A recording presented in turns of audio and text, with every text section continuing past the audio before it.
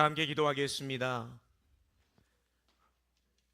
온 천지 만물을 말씀으로 창조하시고 다스리시는 만왕의 왕 되신 우리 하나님, 오늘도 역사의 주관자 되신 하나님을 찬양하며 어떠한 상황 속에서도 주님을 찬양하고 경배한다는 우리의 이 믿음의 고백을 가지고 주님 앞에 나아갑니다. 각 성전에서 예배하는 우리 모든 성도들의 믿음의 고백과 경배를 기뻐 받으시고 오늘도 하나님께서 예비하신 말씀의 은혜를 우리 가운데 물붓듯 부어주시기를 소망합니다. 가라앉은 심령에 주님께서 이 메마른 심령에 차고 넘치는 영혼의 생수의 강이 흘러넘치는 이 시간 되게 하시고 주의 놀라우신 뜻을 깨닫는 이 아침 되게 하여 주시옵소서. 말씀이 선포되어질 때에 하나님 우리 안에 둘러싸고 있는 흑암의 사망의 권세는 물러가게 하시고 오직 그 성령의 빛만이 비추어지는 귀한 시간이 되길 원하며 예수 그리스도의 이름으로 기도하옵나이다. 아멘. 할렐루야. 하나님의 은혜와 사랑이 예배하는 우리 모든 성도들의 심령마다 넘쳐나길 소망합니다. 우리 이 시간 함께 말씀 듣기 전에 앞뒤 좌우에 계시면 인사하겠습니다. 하나님이 당신을 지키십니다. 이렇게 인사하겠습니다. 하나님이 당신을 지키십니다. 한 번 더 인사하겠습니다. 우리 창신성전에 계신 성도님들도 함께 인사합니다. 하나님이 여기까지 인도하셨습니다. 하나님이 여기까지 인도하셨습니다. 아멘. 하나님이 지키시고 우리를 인도하심을 믿으시죠? 하나님의 은혜 가운데 벌써 2026년도 또 6개월이 지나고 이제 반년 또 하반기로 접어듭니다. 시간이 참 빠른 것 같습니다. 참 시간이 유수같이 흘러가게 되는데 오늘도 주님이 주시는 말씀을 통해서 우리에게 깨닫는 그런 은혜가 있기를 소망하고요. 특별히 6월의 마지막 주 주일을 맞아서 특별히 6월은 호국 보훈의 달이라고 얘기하잖아요. 오늘 마지막 주 특별히 나라와 민족을 기억하며 함께 말씀의 은혜를 나누고자 합니다. 아마 집에 오래된 가족 사진 한 장쯤은 다 있으실 겁니다. 가끔 오래된 이 앨범을 펼쳐보면 그 사진 한 장이 참 많은 이야기를 우리에게 해주는 것 같아요. 사진 속에 보면 그리웠던 얼굴들, 또 이미 세상을 떠나 하나님 품으로 가신 부모님의 얼굴도 있을 것이고 철없던 어린 시절의 우리의 모습도 그 사진 속에 있어요. 근데 그 사진을 바라보다 보면 문득 이런 생각이 듭니다. 오늘의 내가 결코 저절로 있는 것이 아니구나. 지금의 나는 부모님의 사랑과 가족들의 헌신 그리고 수많은 사람들의 수고 위에 세워진 존재라는 것을 깨닫게 되는 것 같습니다. 근데 여러분, 나라 역시 마찬가지예요. 오늘 우리가 이렇게 자유롭게 일상을 살아가고 오늘 6월의 마지막 주 주일을 맞아서 오늘도 예배의 자리로 나와 우리가 마음껏 하나님을 예배할 수 있는 것도 우리보다 먼저 나라를 위해 자신의 삶을 내어준 수많은 순국 선열과 호국 영령들의 희생이 있었기 때문이 아닌가 생각됩니다. 그래서 우리는 6월을 호국 보훈의 달이라고 하면서 지키면서 그들의 숭고한 희생을 기억하는 것이죠. 특별히 보니까 지난 목요일이 6.25 전쟁이 발발된 지가 벌써 76주년이 되었더라고요. 아마 그날을 기억하시는 장로님들이나 연로하신 우리 권사님들 계실 텐데 아마 대부분의 분들은 그때가 기억이 안 나실 겁니다.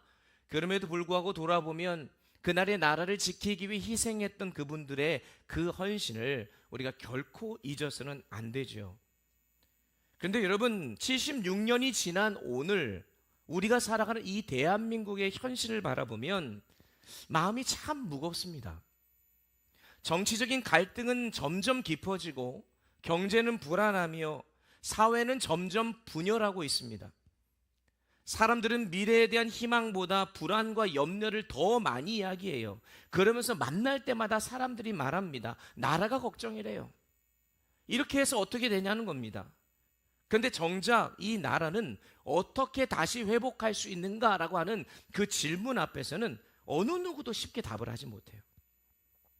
그러면 성경은 이 질문에 어떻게 대답할까? 한 나라가 무너질 때 하나님은 어떻게 그 나라를 회복시키시는가? 하나님은 어디서부터 회복을 시작하시는가? 오늘 본문이 바로 그 질문에 대한 답을 주고 있는데 오늘 본문에 나타나는 이 느헤미야가 살던 시대 역시 나라가 무너진 시대였습니다. 예루살렘은 바벨론에 의해 멸망했고 성벽은 허물어졌으며 성물은 불에 다 없어졌어요. 백성들은 포로로 흩어졌고 민족의 미래는 보이지 않는 절망적인 상황. 자, 그런데 여러분, 놀라운 사실은 하나님께서 이 나라를 회복하시려고 하는데 그것을 회복하실 때에 가장 먼저 무너진 성벽을 세우지 않으셨다는 것을 우리가 주목해야 됩니다. 나라를 회복하기 위해서 군대를 먼저 일으키지도 않았습니다. 하나님이 원하시는 새로운 사람, 왕을 세우지도 않았어요. 하나님께서는 무너진 성벽보다 가장 먼저 한 사람을 세우시는 것을 보게 되는데 그 한 사람이 바로 오늘 본문에 등장하는 느헤미야입니다. 무너진 조국을 바라보며 하나님의 마음으로 함께 아파할 그 한 사람, 하나님 앞에 무릎을 꿇을 할 사람, 그리고 자신의 삶을 기꺼이 드릴 사람, 하나님은 그 한 사람을 준비하셨고 실제로 그 한 사람을 통해 무너진 예루살렘을 다시 일으키셨습니다. 사랑하는 성도 여러분, 오늘 우리의 현실도 어쩌면 오늘 이 본문에 나타난 느헤미야의 시대와 별반 다르지 않습니다. 우리 앞에도 무너진 성벽들이 있어요. 가정이 무너져가고 무너져가는 다음 세대가 보이고 무너져가는 교회들도 있습니다. 그리고 우리가 함께 품어야 할 이 나라 이 민족도 있습니다. 자, 그런데 하나님께서는 오늘 우리에게 같은 질문을 던지고 계세요. 그 무너진 성벽 앞에서 너희는 어떻게 하고 있느냐? 바라기는 오늘 이 말씀 통해서 하나님께서 찾으시는 그 한 사람이 도대체 어떤 사람이며, 그래서 우리 모두가 하나님께서 세우시는 그 한 사람이 되어서 가정과 교회와 이 나라 이 민족을 회복하시는 그 하나님의 역사에 귀하게 쓰임받는 우리 모든 성도들 되시기를 주님의 이름으로 축원합니다. 하나님께서는 어떠한 자를 들어 사용하시는가 보았더니 공동체의 아픔을 자신의 아픔으로 품는 사람을 준비하시는 것을 보게 됩니다. 오늘 본문의 마지막 11절 마지막 부분을 보면 느헤미야가 당시 세계 최강국이었던 페르시아, 우리에게는 바사라고 알려져 있는 그 나라 왕궁에서 왕의 술 맡은 관원으로 섬기고 있었던 것을 볼 수 있습니다. 술 맡은 관원은요, 단순히 왕에게 술 따르는 사람이 아닙니다. 왕이 먹는 음식과 마시는 음료를 먼저 자기가 확인해서 누가 혹시 에게 독살을 하지 않았을까 그러면서 왕의 생명을 책임지는 엄청난 역할을 하는 사람이었어요. 우리나라로 얘기하면 예전에 김이상궁 같은, 그래서 음식을 먼저 맛을 보고 독이 있는지 없는지를 판단하는 거죠.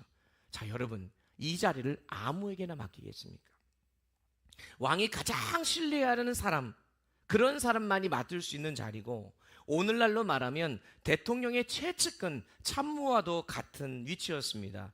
그러니 느헤미야는요, 당시에 어쨌든 권력도 최고봉에 있었고 누구보다도 안정된 삶을 살고 있었습니다. 좋은 직장, 안전한 환경, 앞으로 미래도 보장된 사람이요. 그러니까 좀 쉽게 말하면 마음만 먹으면 평생 왕궁에서 편안하게 살 수 있는 사람이었다는 거죠. 그런데 어느 날 13년 전 바벨론 1차 귀환 때에 스룹바벨과 함께 예루살렘으로 귀환했던 자신의 형제 하나니가 다시 페르시아로 돌아와서 이 느헤미야와 만나는 장면으로 오늘 본문의 말씀이 시작되는데, 느헤미야가 예루살렘 고향 땅을 돌아보고 온 그 하나니에게 그 가장 먼저 고향의 그 형편을 묻습니다. 당시에는 뭐 지금처럼 인터넷이 있는 것도 아니고 뉴스가 있는 것도 아니고 오로지 의지하는 것은 뭡니까? 사람을 만나야 그 소식을 들을 수가 있었어요. 그런데 하나니가 오랜만에 와서 전해준 소식은 느헤미야가 기대했던과는 전혀 다른 이야기였습니다. 3절 말씀 보시면 어떠한 이야기를 전해주는지 알 수 있어요. 다 같이 읽어보겠습니다. 그들이 내게 이르되 사로잡힘을 면하고 남아있는 자들이 그 지방 거기에서 큰 환난을 당하고 능욕을 받으며 예루살렘 성은 허물어지고 성문들은 불탔다 하는지라. 아멘.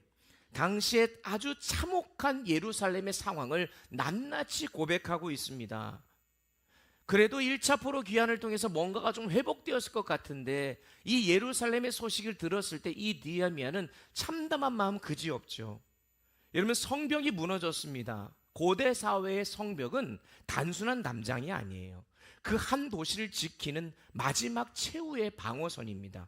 근데 그게 무너졌다는 말은 무슨 말이겠습니까? 백성들이 더 이상 보호받을 수 없다는 거예요. 언제든지 침략당하고 조롱당할 수 있는 아주 치욕스러운 현실을 의미했습니다. 그러니 이 소식을 들은 느헤미야의 반응이 얼마나 가슴이 아팠겠어요. 그래서 4절을 보니까 내가 이 말을 듣고 앉아서 울고 수일 동안 슬퍼했다고 기록하고 있죠. 그런데 이 장면을 보면 여러분 좀 놀라야 됩니다. 왜냐하면 지금 느헤미야가 이 소식을 듣고 가슴 아파하는 것을 당연하게 여길 수 있지만 어떻게 생각해 보면 느헤미야 입장을 한번 우리가 생각해 보겠습니다. 느헤미야는 예루살렘에 살던 사람이 아니에요. 페르시아 바사에서 태어났고 꼭 거기서 자란 포로 2세입니다. 오늘날로 이야기하면 부모를 따라서 외국에서 태어난 교포 2세예요. 예루살렘과 유대 땅은 가본 적도 없습니다. 엄밀히 말하면 지금 예루살렘에서 벌어지고 있는 현실은 좀 안타깝기 그지없지만 지금 자신의 삶과는 아무 상관이 없을 수도 있어요. 그래서 그가 이런 고백을 할 수도 있겠죠. 아유, 안타깝네. 그런데 내가 뭐 어떻게 할 수 있는 일은 아니지. 그러나 여러분, 느헤미야는 그렇게 말을 하지 않았다는 겁니다. 예루살렘의 아픔을 자신의 아픔으로 품었습니다. 여러분, 왜 그랬을까요? 단순히 부모가 거기서 태어났기 때문에 그게 아닙니다. 여러분, 예루살렘은 단순한 도시가 아니에요. 예루살렘은 하나님의 백성이 살아가는 곳이었고 하나님께서 자신의 이름을 두었던 거룩한 성이었기 때문입니다. 그러니 예루살렘이 치욕을 당하고 수치를 당한 것은 단순히 한 도시가 무너진 정도가 아니라 하나님이 치욕을 당한 것이고 하나님의 영광이 무너진 현실이었던 거예요. 그러니 느헤미야는 비록 자기하고 상관없을 수도 있는 그 예루살렘 성벽이 무너진 것을 보면서 무엇을 봤다는 거예요? 하나님의 영광이 무너진 그 현실을 봤다는 것입니다. 그래서 그는 함께 울었던 거예요. 여러분, 사람은 누구나 자기 일에는 눈물을 흘립니다. 내 자녀가 아파하면 울어요. 내 사업이 잘 안 되면 이 가슴을 아파합니다. 내 가정에 문제가 생기면 밤잠을 이루지 못하잖아요. 그런데 여러분, 하나님의 사람은 거기서 한 걸음 더 나가야 된다는 거예요. 하나님의 마음이 아파하는 그곳을 바라보면서 우리도 함께 아파하고 눈물을 흘릴 수 있어야 하는 것입니다. 여러분, 그것이 바로 느헤미야였어요. 저는 오늘 한국 교회에도 하나님께서 이런 사람을 찾고 계신다고 믿습니다. 나라가 혼란스러울 때 비난부터 하는 사람이 아니라 교회가 어려워질 때에 손가락질부터 하는 사람이 아니라 다음 세대가 하나님을 떠날 때 나와 상관없다고 무관심하게 바라보는 것이 아니라 하나님의 마음으로 함께 아파할 사람을 찾고 계십니다. 여러분, 오늘 우리의 현실은 어떻습니까? 참 나라가 이 모양 저 모양으로 참 안타까운 소식들이 많이 들리죠. 그러면 여러분, 그 나라의 현실을 보며 여러분 무엇부터 하십니까? 비판입니까? 불평입니까? 아니면 애통하십니까? 교회가 어려움을 겪을 때에, 가정이 무너질 때에, 다음 세대가 하나님을 떠나갈 때에 우리는 얼마나 하나님의 마음으로 아파하며 울고 있느냐라는 것입니다. 저는 오늘날 우리 시대의 가장 큰 위기는 이 세상에 무너진 그 현실이 아니라고 생각해요. 그 무너진 현실보다도 더 안타까운 것은 그 현실을 보고도 아파하지 않는 무뎌진 마음이라고 생각합니다. 슬퍼해야 할 일인데 보고도 슬퍼하지 않아요. 분명히 기도해야 할 일인데 기도하지 않고 그냥 무관심하게 지나쳐버립니다. 여러분, 이거야말로 더 큰 위기가 아니고 무엇이겠습니까? 그러나 하나님께서는 언제나 인류의 역사 속에서, 그 시대 속에서 한 사람을 찾으셨어요. 공동체의 아픔을 자신의 아픔으로 품는 사람, 하나님의 마음을 품고 눈물을 흘릴 줄 아는 사람을 찾으셨어요. 여러분, 오늘 본문의 이 느헤미야가 무너진 성벽 앞에서 돌을 먼저 쌓는 것을 먼저 하지 않았습니다. 아니면 다른 것들을 먼저 하지 않았어요. 그는 울기 시작한 것을 먼저 했습니다. 그리고 바로 그 눈물에서 예루살렘의 회복이 시작되었다는 사실을 여러분 꼭 기억하시기를 바랍니다. 바로 이 눈물에서 예루살렘의 회복이 시작되는 거예요. 예루살렘의 회복은 성벽을 재건하는 것에서부터 시작된 게 아니라 한 사람의 가슴에서 애통하는 마음으로 시작됐다는 거예요. 그러므로 오늘도 하나님께서는 하나님의 마음으로 함께 울 수 있는 그 한 사람을 찾으십니다. 그 한 사람을 통해 가정을 회복하시고 교회를 회복하시며 이 나라를 회복하시는 줄 믿으시기 바랍니다. 그래서 저는 하나님이 찾으시는 그 한 사람이 오늘 예배하는 저와 여러분이 되셨으면 좋겠습니다. 여러분을 통해서 이 나라, 이 민족, 나와 상관없는 것이 아니고 우리 교회, 누군가가 하겠지가 아니고 이 가정, 나의 가정 가운데 하나님 나를 부족하지만 사용하셔서 회복하여 주시고 내가 같이 아파하며 울 수 있는 자 되게 하여 주옵소서. 그런 모습으로 주님 앞에 서는 우리 모두가 되기를 주님의 이름으로 축복합니다. 두 번째로 하나님께서는 먼저 하나님 앞에 무릎 꿇는 사람을 사용하시는 것을 보게 됩니다. 무너진 성벽 앞에서 느헤미야는 울었습니다. 그러나 중요한 것은 그가 눈물 흘리는 것에서 끝나지 않았다는 거예요. 여러분, 많은 사람들이 나라를 걱정해요. 교회도 걱정하고 다음 세대 걱정합니다. 자, 근데 여러분, 걱정한다고 뭐가 바뀌나요? 걱정만 한다는 것으로는 아무것도 바뀌지 않습니다. 눈물만으로는 공동체가 회복될 수 없어요. 그래서 느헤미야가 눈물 흘리는 것에서 멈추지 않습니다. 그는 울고 난 뒤에 가장 먼저 뭘 하는지 아십니까? 하나님 앞에 나아갑니다. 사람을 찾아가지 않아요. 왕에게 나아가서 자기의 고민을 털어놓지 않습니다. 그가 먼저 한 것은 하나님 앞에 나아가 무릎을 꿇고 금식하며 기도한 거예요. 그래서 오늘 길게 읽었던 말씀에 5절부터 12절까지 모두 보면 다 느헤미야의 기도의 내용입니다. 그래서 느헤미야의 중보 기도라라고 이렇게 타이틀을 보통 붙여요. 그런데 이 기도를 자세히 살펴보면 왜 하나님께서 느헤미야를 사용하셨는지를 알 수 있어요. 저는 오늘 이 기도가 우리들의 기도가 되길 소망합니다.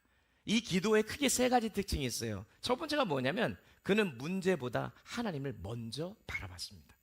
5절 다 같이 한번 읽어볼까요? 한 목소리로 같이 읽습니다. 시작. 이르되 하늘의 하나님 여호와 크고 두려우신 하나님이여 주를 사랑하고 주의 계명을 지키는 자에게 언약을 지키시며 긍휼을 베푸시는 주여 간구하나이다. 아멘. 하늘의 하나님 여호와 크고 두려우신 하나님이여 라고 부르짖습니다. 여러분, 우리가 기도할 때 종종 문제부터 얘기하는 경향이 있습니다. 하나님 큰일 났습니다. 하나님 어떻게 해야 됩니까? 그런데 느헤미야의 기도를 보십시오. 그는 달랐습니다. 그는 문제보다 먼저 하나님을 바라봅니다. 왜냐하면 문제보다 하나님이 더 크다는 것을 알았기 때문 아니겠어요?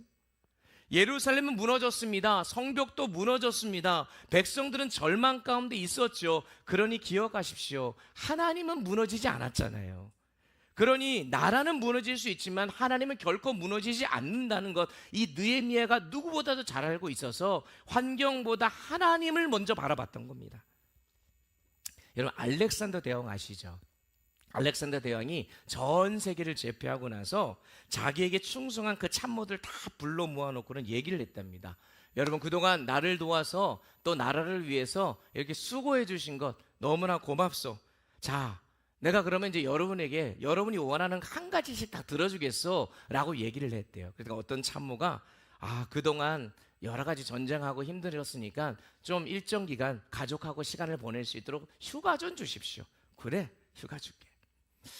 저희 가족들하고 좀 살만한 방 한 칸이라도 좋사오니 집을 좀 한번 해결해 주시면 어떻겠습니까? 그러더니 오케이, 해줄게.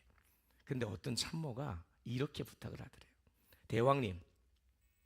대왕님이 정복한 나라 중에 한 나라를 주시면 어떻겠습니까? 이런 부탁을 하더라는 거예요. 간이 배 밖으로 나온 거죠. 그죠? 이 이야기를 들은 이 대왕도 깜짝 놀랐고 주변의 참모들도 깜짝 놀랐습니다. 자, 여러분, 결과가 어떻게 됐을까요? 나라를 달라 그랬어요. 이 알렉산더 대왕이 그 얘기를 듣고 야, 네가 그래도 한 것이 얼마나 되길래 나라까지 요구하느냐 그러면서 기가 막히다 그러면서 그거를 내쳐겠습니까? 결론은 뭡니까? 나라를 줬어요. 그러니까 깜짝 놀랐죠. 그러면서 이 대왕이 하는 말이 너가 나에게 요구할 때에 나는 나라라도 줄 수 있는 사람이라고 믿었기 때문에 나는 너에게 이 나라를 준다. 이렇게 얘기했다는 거예요. 여러분, 이 말이 무슨 말이겠습니까? 얼토당토한 부탁을 했어도 지금 이 알렉산더 대왕이 감동을 받은 거예요. 알렉산더 대왕은 나라 중에 한 나라를 줄 정도의 그런 어떤 거인다라는 것을 이 참모를 통해서 깨닫게 된 거예요. 그러니까 기분이 좋아가지고 준 겁니다. 여러분, 여러분이 믿고 있는 하나님, 여러분이 기도하고 있는 하나님은 어떤 하나님이십니까? 하나님께서 여러분을 위하여 어떠한 일이라도 다 할 수 있다고 믿고 기도하십니까? 여러분이 기도하고 있는 하나님이 이 세상의 모든 역사를 바꾸실 수 있는 분이라고 정말 믿으십니까?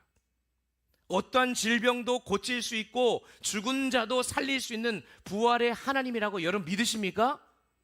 왜 아멘이 근데 약해요? 아멘이십니까? 장신성전의 성도님들은 아마 더 크게 하셨을 거라고 생각합니다. 여러분, 여러분의 문제가 하나님보다 더 크게 보이십니까? 아니면 하나님이 여러분의 문제보다 더 크다고 믿으십니까? 하나님의 위대하심, 전능하심을 바라보고 기도할 때는 우리에게는 불가능이 없음을 믿으시기 바랍니다. 오늘 말씀해 보면 또한 언약을 지키며 긍휼히 베푸시는 주여라고 하나님께 부르짖습니다. 전지전능하신 하나님, 위대하신 하나님, 문제보다 크신 하나님을 바라보며 의지함과 동시에 약속에 신실하신 분이시며 사랑과 긍휼이 넘치시는 분이심을 고백하는 거죠. 여러분, 긍휼이라는 단어가 헤세드라는 단어인데 이 단어의 원래 뜻이 뭔지 아십니까? 여인의 자궁이란 뜻입니다.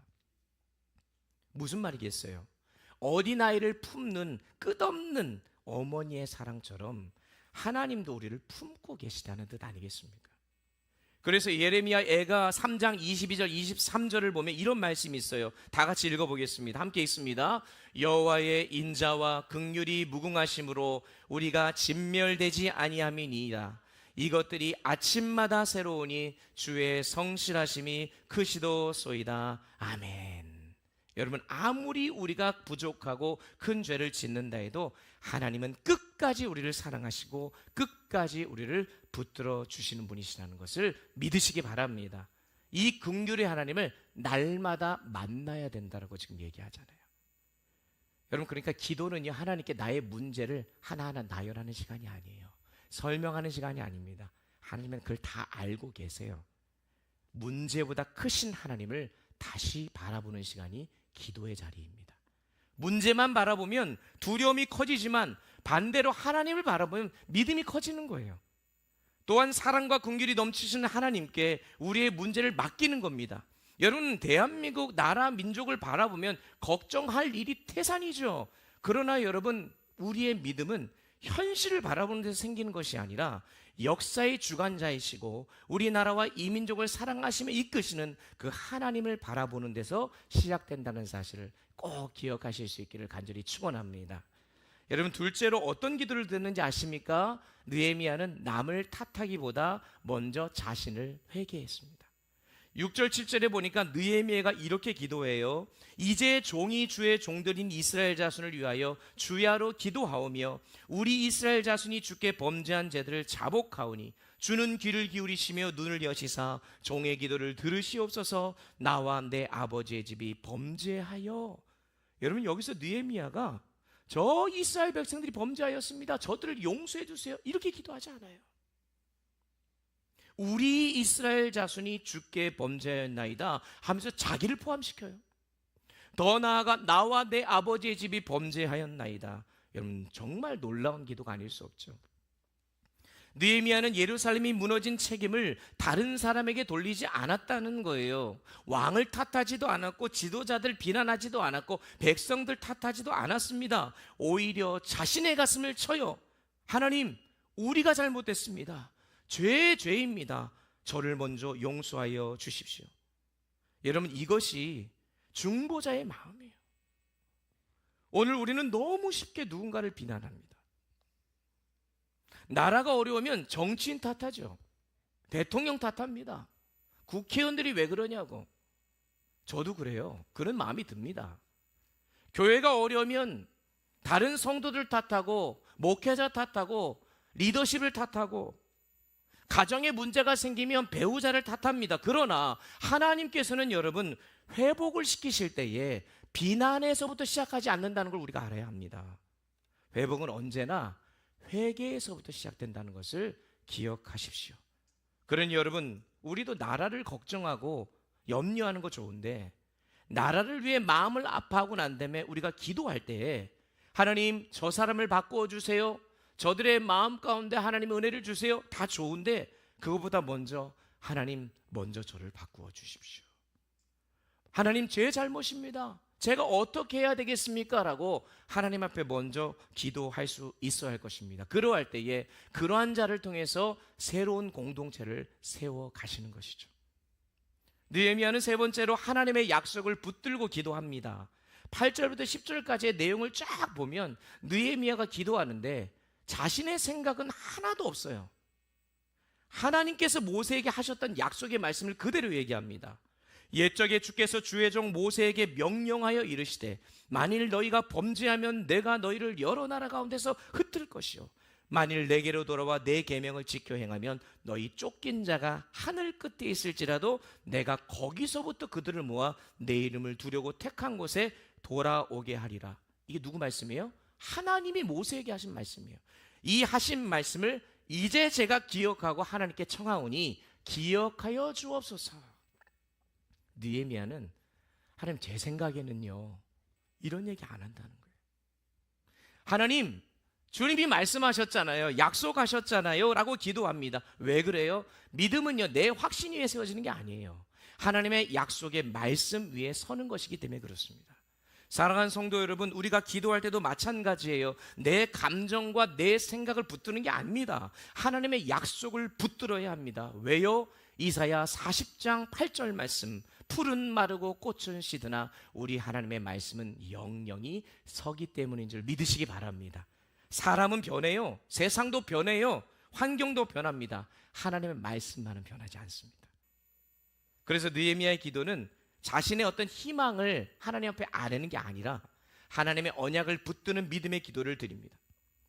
여러분의 자녀들이 뭔가를 막 부탁하고 요청할 때에 여러분이 들어줄 때도 있고 안 들어줄 때도 있습니다. 그런데 어떤 때는 안 들어줄 수 없을 때가 있습니다. 어떨 때일까요? 네? 아빠가 약속했잖아 그럴 때는 이거 내 신용이 걸린 문제잖아요. 그러니까 말을 함부로 하면 안 돼요. 그러니까 약속을 한 것에 대해서는 지켜야 되니까 해주는 거예요.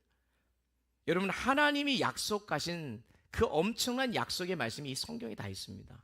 보니까 약 5,000개 이상의 약속의 말씀이 있어요. 그러면 우리가 기도할 때 약속의 말씀을 붙잡고 기도하면 하나님이 우리의 기도를 안 들어주실래야 안 들어줄 수가 없는 거예요. 나의 욕심으로 구하는 것이 아닌 하나님의 약속의 말씀을 붙잡고 기도하는 여러분 되시기를 주의 이름으로 축원합니다. 여러분, 이날이 이민족의 문제 많습니다. 경제적인 어려움도 있고 정치적인 갈등도 있고 세대 간의 갈등도 있어요. 그러나 하나님께서 오늘 우리에게 요구하시는 것은 먼저 무릎을 꿇는 자를 찾고 계신다는 거예요. 여러분, 비난하기보다 기도하십시오. 정죄하기보다 회개하십시오. 염려하기보다 하나님의 약속을 붙드시는 여러분 되시길 바랍니다. 그래서 느헤미야는 나라의 망함과 무너진 성벽을 바라보며 남을 탓할 수도 있었지만, 그리고 먼저 성벽을 세우는 일을 할 수 있었지만 그는 먼저 세운 것은 자신의 무릎을 세우는 일이었어요. 무너진 성벽보다 먼저 세워진 그 느헤미야의 무릎, 결국 그 무릎을 통해서 하나님께서는 143년 동안 무너져 있던 그 성벽을 불과 느헤미야가 애통해 하고 무릎을 꿇고 기도한 지 52일 만에 다시 세우십니다. 놀라지도 않아요. 52일이 얼마나 짧은 시간인지 여러분. 143년 동안 무너져 있던 그 성벽이 52일 만에 세워졌다고요. 할렐루야입니다, 여러분. 오늘 하나님께서 찾으시는 그 사람, 이 느헤미야가 오늘 저와 여러분이 되셨으면 좋겠어요. 공동체를 위해 하나님 앞에 무릎 꿇는 사람. 그 사람을 통해 하나님이 가정을 회복시키시고 교회를 일으키시고 나라와 민족을 회복하시는 줄 믿으시기 바랍니다. 마지막, 하나님께서는 자신을 기꺼이 드리는 사람을 통해 역사하십니다. 자, 느헤미야가 이 기도가 이제 마지막 11절에서 절정을 이루게 돼요. 자, 주여 구하오니 귀를 기울이사 종의 기도와 주의 이름을 경외하기를 기뻐하는 종들의 기도를 들으시고 오늘 종이 형통하여 이 사람들 앞에서 은혜를 입게 하옵소서 하였나니 그때에 내가 왕의 술관원이 되었느니라. 여기서 이 사람들은요, 아닥사스다 왕과 그 관직에 있는 사람들을 가리킵니다. 이 기도를 자세히 보면 단순히 일이 술술 잘 풀리게 해달라는 그런 기도가 아니에요. 이 기도의 본뜻은 뭐냐면 오늘 종이 형통해서 이 사람 아닥사스다 왕과 이 사람들에게 하나님의 뜻이 이루어질 수 있도록 나를 사용하여 주소서, 이런 말이에요. 그러니까 이 느헤미야의 마지막 기도를 생각해 보면 지금 그냥 기도로 끝난 것이 아니라 이제 뭔가를 액션을 취하려고 준비하려고 하는데 하나님께서 은혜를 베풀어 주셔서 이것을 가능케 해달라고 지금 마지막 결단하며 나아가는 장면. 자, 여러분, 느헤미야의 직업이 뭐라 그랬어요? 술관원이었다고 얘기했습니다. 왕이 가장 신뢰하는 사람, 안정된 직장과 자신의 모든 노후까지 보장된 사람입니다. 그런데 하나님께서 그의 마음에 예루살렘을 향한 부담을 주셨을 때 그는요, 가슴 아파하고 눈물을 흘리며 수일 동안 금식하며 기도한 것으로만 멈추지 않습니다. 자신의 그 엄청난 자리도 끝까지 붙잡지 않고 기꺼이 내려놓는 결정을 합니다. 오히려 하나님, 제가 가겠습니다. 자신의 삶을 하나님께 맡겼습니다 라는 기도를 올려드리는 거예요. 여기서 우리는 이 기도가 무엇인지를 알게 되는데, 여러분, 기도라는 것은 하나님의 뜻을 바꾸는 시간이 아니에요. 하나님의 뜻에 나를 맞추는 과정이 기도의 시간인 줄 믿으시기 바랍니다.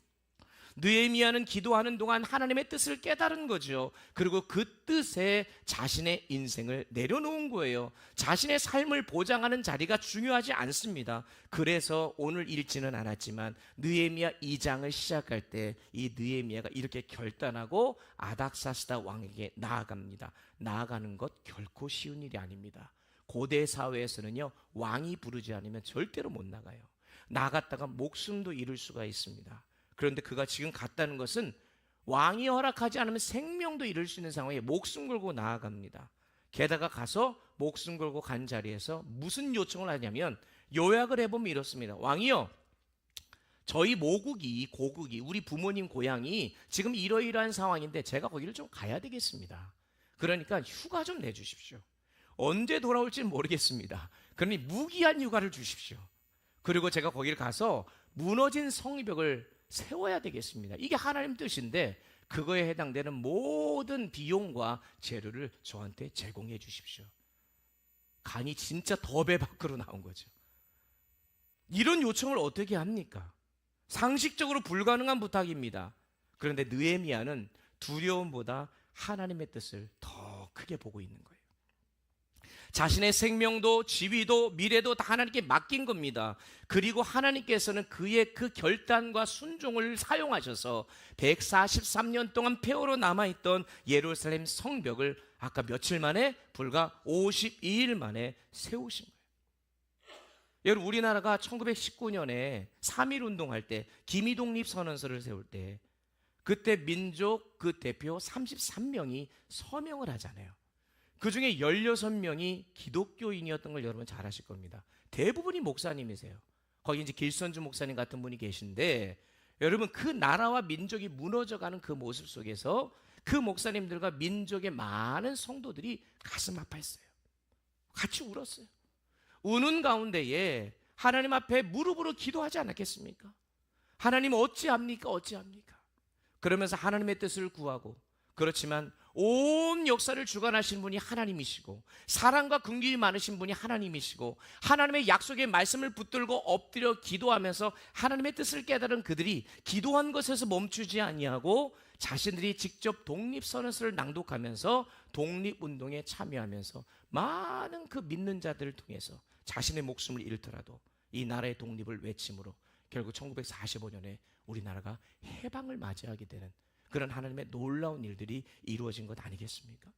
사랑하는 성도 여러분, 회복은요, 기도에서부터 시작하는 거 맞습니다. 그런데 순종을 통해 그 회복이 완성되는 거예요. 기도만 하고 움직이지 않으면 아무것도 변화되지 않습니다. 반대로 순종만 하고 기도하지 않으면 그 인간의 노력과 그 인간의 열심에 불과하죠. 그런데 오늘 본문에 느헤미야는 기도했고 기도한 대로 순종했습니다. 그래서 하나님께서 역사하신 것 아니겠습니까? 오늘 하나님께서도 오늘 이 시간 6월의 마지막 주일을 맞이하며 호국 도운의 보훈의 달을 맞이하고 여러 나라의 어려운 상황 속에서 있는 저와 여러분에게 동일한 질문을 합니다. 너는 지금 무엇을 위해 기도하고 있느냐? 너는 그 기도를 위해 내가 너를 사용해도 되겠느냐라고 물으십니다. 나라를 위해 기도를 합니다. 그런데 나라를 위해 기도하면서 네가 정말 이 나라에서 정직하게 너에게 주어진 그 국민의 의무를 다하며 살아갈 용기가 있느냐? 다음 세대를 걱정하고 기도하면서 그 다음 세대 한 영혼을 위해서 네가 그들을 품고 맡을 준비가 되어 있느냐? 교회를 위해 걱정하면서 기도하고 교회가 회복되기를 원하면서 다른 누구 말고 네가 교회를 위해 먼저 헌신할 수 있느냐라고 묻고 계시는 거예요. 사랑하는 성도 여러분, 느헤미야는 무너진 예루살렘을 바라보며 울며 금식하며 기도할 뿐만 아니라 자신의 삶을 기꺼이 내어드렸습니다. 그러나 성경에는 느헤미야보다 더 크신 한 분이 계심을 우리는 알아야 합니다. 바로 예수 그리스도인 줄 믿습니다. 아멘이십니까? 보세요, 예수님께서도 예루살렘 바라보며 눈물을 흘리셨습니다. 느헤미야는 하나님의 백성을 위해 중보 기도를 드렸죠. 그런데 예수님은요, 예전에도 그랬고 지금도 하나님 우편에 앉아 계셔서 저와 여러분을 위해, 이 나라 이 민족을 위해, 이 타락한 이 세상을 위해 울며 중보하고 계십니다. 느헤미야는 자신의 자리와 안락함을 기꺼이 내려놓고 자신을 드리는 삶을 통해 순종하며 예루살렘으로 향했어요. 그러나 예수님은 어떠십니까? 하늘 보좌 영광을 다 포기하시고 이 땅에 오셔서 십자가에 죽기까지 순종하시기 위해 예루살렘으로 향하셨습니다. 결국 느헤미야가 보여주는 이 애통과 기도, 또 이 순종이 결국 예수님에게서 완전하게 보여진 것입니다. 그러니 여러분, 오늘 저와 여러분, 나라와 민족을 생각하는 우리들 예수님의 마음을 품으셔야 됩니다. 그리고 예수님처럼 기도하며 예수님처럼 순종하는 삶을 살아가십시오. 그래서 오늘 하나님께서 이 나라 이 민족을 위해 수많은 사람을 찾고 계신 게 아니고 한 사람 찾고 계시다는 걸 기억하면서 공동체의 아픔을 내 아픔으로 여기고 하나님 앞에 무릎을 꿇는 한 사람, 자신을 기꺼이 하나님께 내어줄 수 있는 사람, 그 사람을 통해 예루살렘을 다시 회복하신 것처럼 저와 여러분을 사용하셔서 우리의 가정이 회복되어지고, 아멘 하세요, 가정이 회복되어지고 교회가 회복되어지고 이 나라 이 민족이 회복되어 주시기를 주의 이름으로 축원합니다. 축원합니다.